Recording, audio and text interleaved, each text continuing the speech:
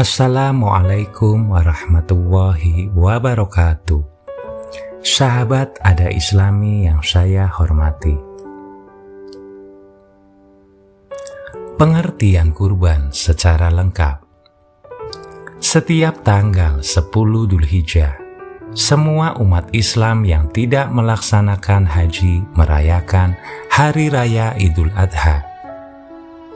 Pada hari itu, umat Islam sangat disunahkan untuk berkurban, di mana mereka menyembelih hewan kurban untuk kemudian dibagi-bagikan kepada seluruh umat Islam di suatu daerah. Lalu apakah sebenarnya kurban itu? Di bawah ini akan dijelaskan secara lengkap. Kurban berasal dari bahasa Arab kurban yang artinya berarti dekat. Kurban dalam Islam juga disebut dengan al-udhiyah dan ad-dahiyah yang berarti binatang sembelihan seperti unta, sapi, kerbau, dan kambing yang disembelih pada hari raya Idul Adha dan hari-hari tasyrik sebagai bentuk takarrub atau mendekatkan diri kepada Allah.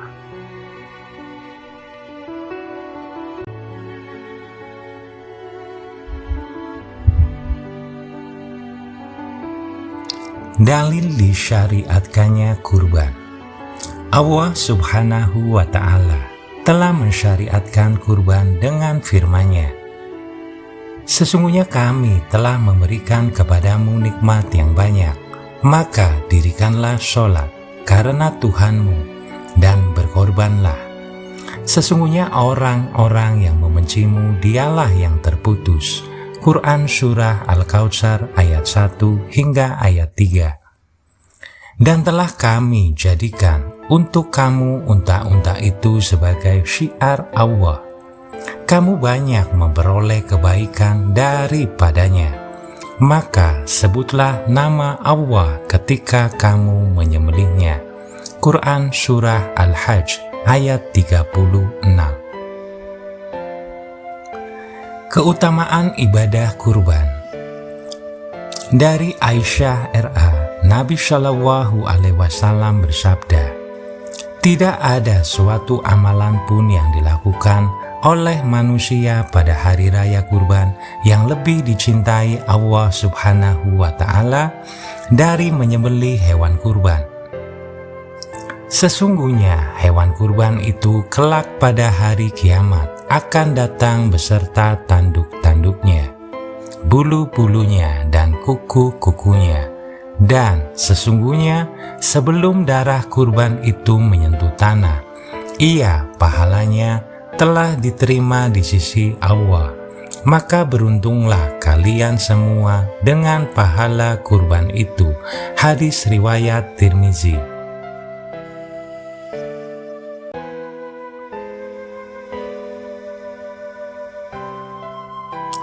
Hukum berkurban.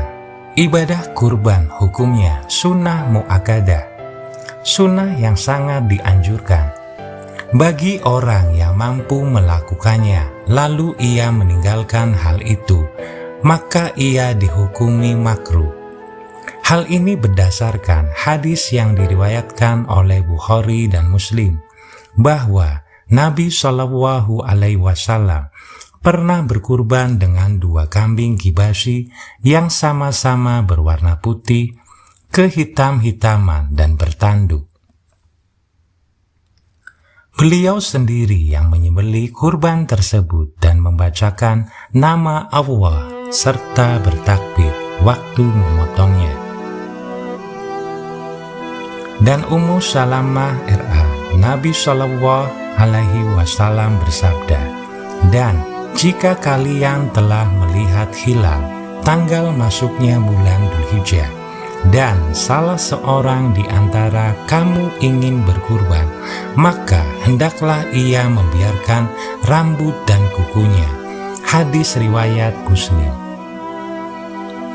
Arti sabda Nabi Shallallahu Alaihi Wasallam, ingin berkorban adalah dalil bahwa ibadah kurban ini sunnah, bukan wajib.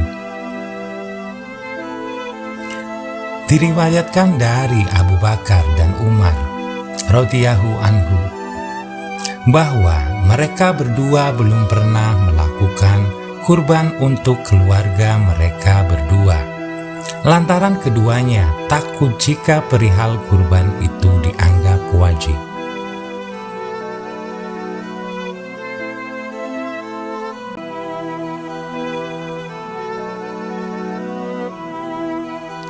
Hikmah kurban.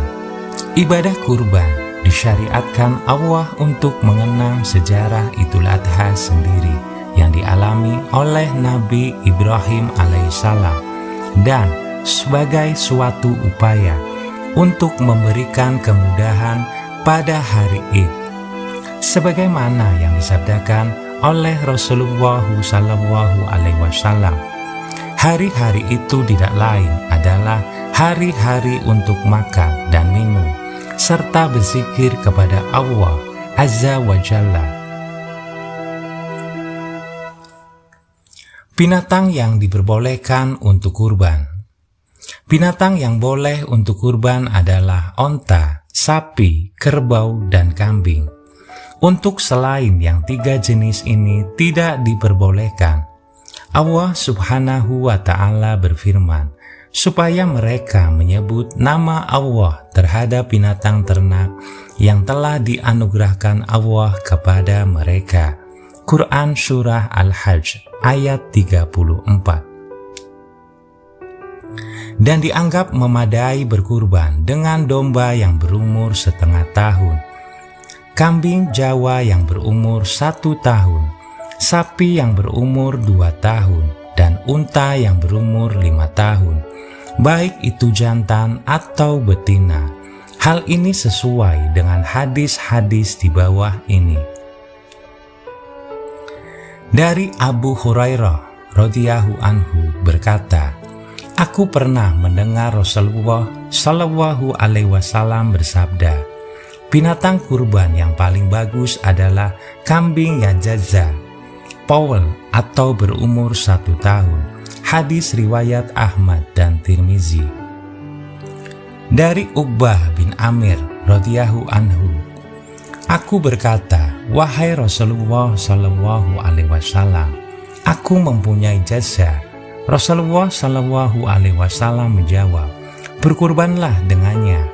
Hadis riwayat Bukhari dan Muslim.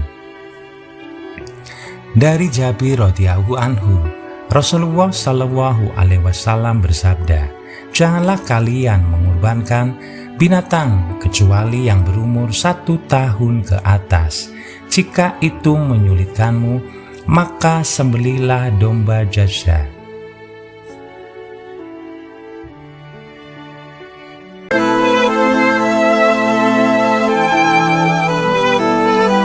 Berkorban dengan kambing yang dikebiri. Boleh-boleh saja berkurban dengan kambing yang dikebiri. Diriwayatkan oleh Ahmad dari Abu Rafi bahwa Rasulullah Shallallahu Alaihi Wasallam berkurban dengan 2 ekor kambing gibasi yang keduanya berwarna putih bercampur hitam, lagi dikebiri, karena dagingnya lebih enak dan lebih lezat. Binatang-binatang yang tidak diperbolehkan untuk kurban. Syarat-syarat binatang yang untuk kurban adalah binatang yang bebas dari aib atau cacat. Karena itu tidak boleh berkurban dengan binatang yang aib seperti di bawah ini. 1. Yang penyakitnya terlihat dengan jelas. 2. Yang buta dan jelas terlihat kebutaannya. 3. Yang sumsum tulangnya tidak ada. karena kurus sekali. Rasulullah Shallallahu Alaihi Wasallam bersabda, ada 4 penyakit pada binatang kurban yang dengannya kurban itu tidak mencukupi, yaitu yang buta dengan kebutaan yang nampak sekali, dan yang sakit dan penyakitnya terlihat sekali, yang pincang sekali dan yang kurus sekali. Hadis riwayat Tirmizi, seraya mengatakan hadis ini hasan syahih. Nomor 4, yang cacat, yaitu yang telinga atau tanduknya sebagian besar hilang.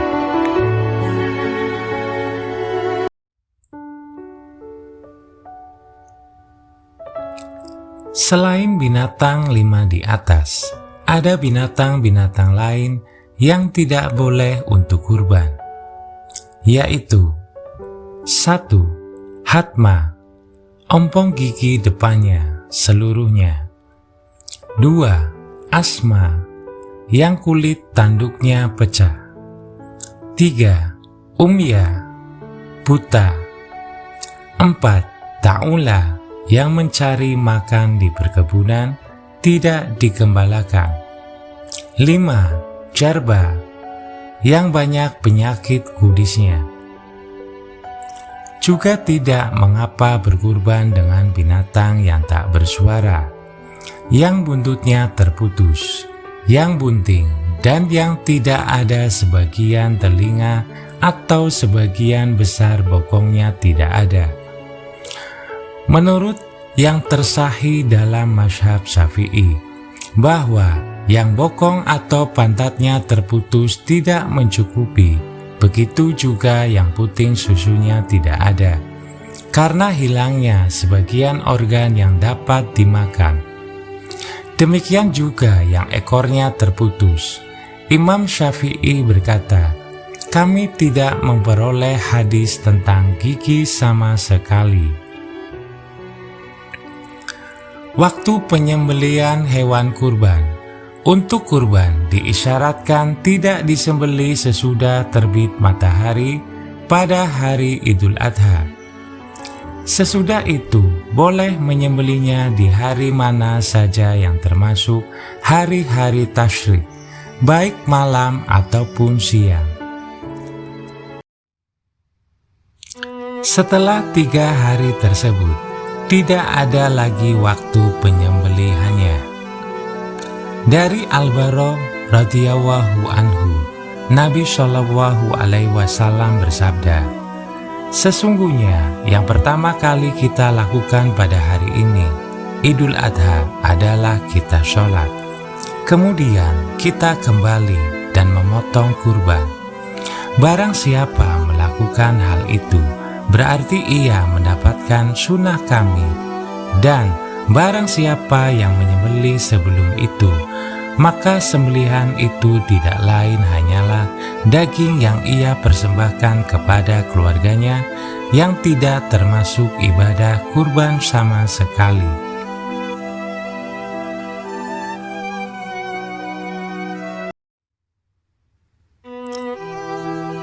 Al-Burdah berkata, pada hari nahar, Rasulullah Shallallahu Alaihi Wasallam berkhutbah di hadapan kami. Beliau bersabda, barang siapa sholat sesuai dengan sholat kami dan menghadap kiblat kami, dan beribadah dengan cara ibadah kami, maka ia tidak menyembelih kurban sebelum ia sholat. Dalam hadis yang lain, Rasulullah Shallallahu Alaihi Wasallam bersabda, barang siapa yang menyembelih sebelum sholat, maka sesungguhnya ia menyembelih untuk dirinya. Dan barang siapa yang menyembelih setelah sholat dan khutbah, sesungguhnya ia telah sempurnakan dan ia mendapat sunnah umat Islam. Hadis riwayat Bukhari dan Muslim.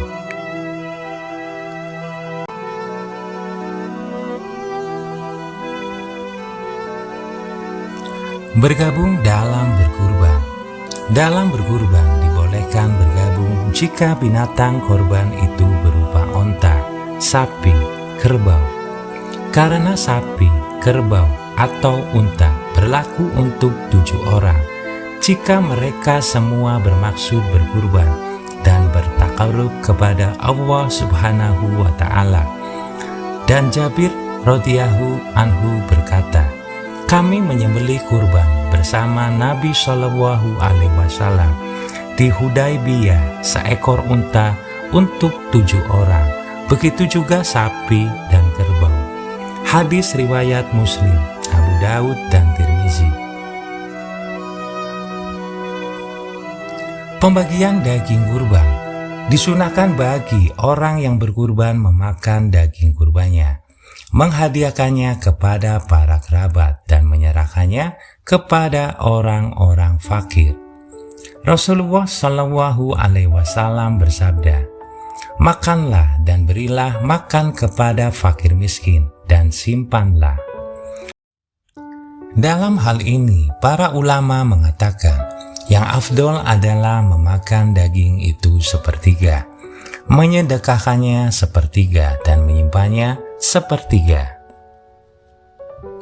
Daging kurban boleh diangkut atau dipindahkan sekalipun ke negara lain, akan tetapi tidak boleh dijual, begitu juga pula kulitnya, dan tidak boleh memberi kepada tukang potong daging sebagai upah. Tukang potong berhak menerimanya sebagai imbalan kerja. Orang yang berkurban boleh bersedekah dan boleh mengambil kurbannya untuk dimanfaatkan atau dimakan. Menurut Abu Hanifah, bahwa boleh menjual kulitnya dan uangnya disedekahkan atau dibelikan barang yang bermanfaat untuk rumah.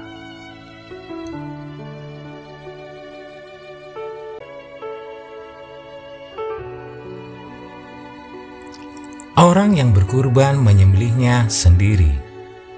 Orang yang berkurban yang pandai menyembelih disunahkan menyembelih sendiri binatang kurbannya.